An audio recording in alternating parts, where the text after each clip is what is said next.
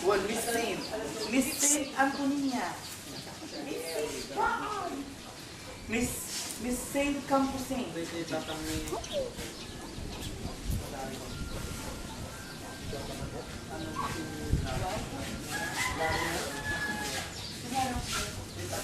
Ninyo. Nilalit na tayo. Ano ka yun? Pagkain po kung kayo? Hi! Kwaresma na naman mga kaibigan. Hello! Ano to kangga? Yes. Nandito naman kami ngayon sa Lara's Place for the preparation of the karosa and everything. My God, nakakaloka. At tradition ito ng mga bading mga kaibigan. So, hindi lang fun, hindi lang rampa-rampa, at hindi lang hada-hada. Mga devotees din kami. So, abangan nyo mga kaibigan sa Thursday and Friday. Tuesday! I know, sorry, Tuesday. Nasa script kasi Thursday, I'm sorry. Ano nga, walang PA? Instead the Passion of the Christ, mga kaibigan, it's Fashion of the Christ. Kasi Spell. it's fashion, it's later na lang. Para Jeff Look at the dress, so kakaloka. For Holy Tuesday.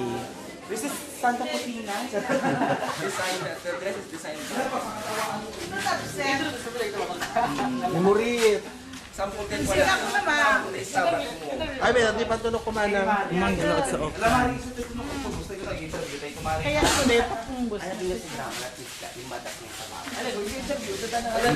Benly. Estabat ni Bentley, sample. Estabat ni Bentley, alam.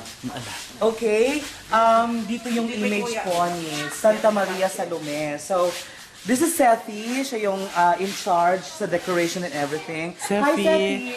Say hello, dito. Hello! Look. This is yan. Hi!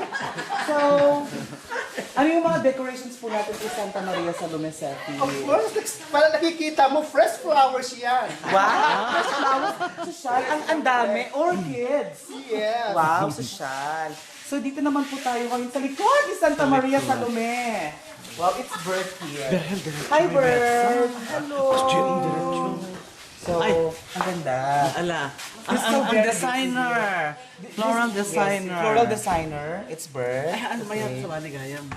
With the L in front. Bongga. Wala Interview. Ano ka to kangga? Interview. So, Bert, yes. Paano yung concept actualization mo ng flowers and everything sa image ni Maria Salome? Since siya isang Maria, dapat white sa kanya para dainty siyang tignan. Ah, okay. So may ganung factor talaga. Oo naman. Ah, okay. Si Maria Para Salome, detailed. ano ba yung character niya sa Siya ang wife ni Zebedee.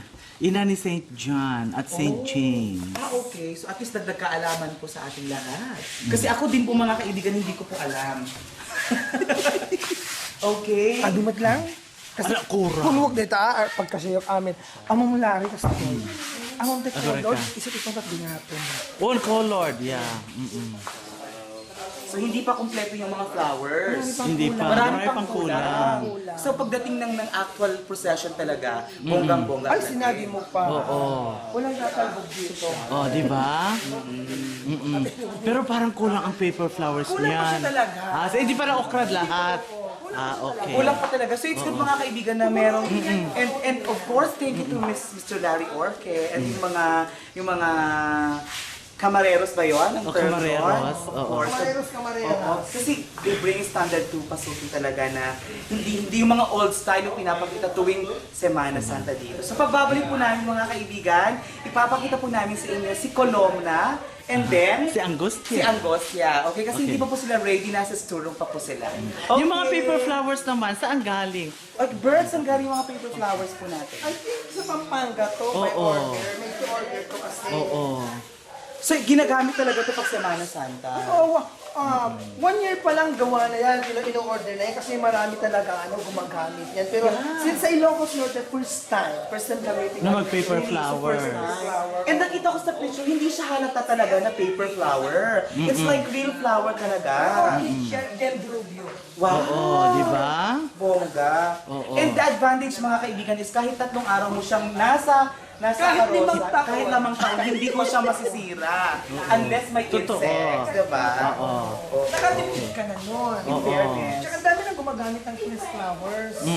May iba naman. Tsaka di high maintenance kasi pag real flowers, diba? Ala, so magbabalik mga kaibigan. So mga kaibigan, magbabalik po tayo ngayon. Ay, magbabalik po ang Mamaya? rest na season mamaya dito po Sa sa Lara's Place.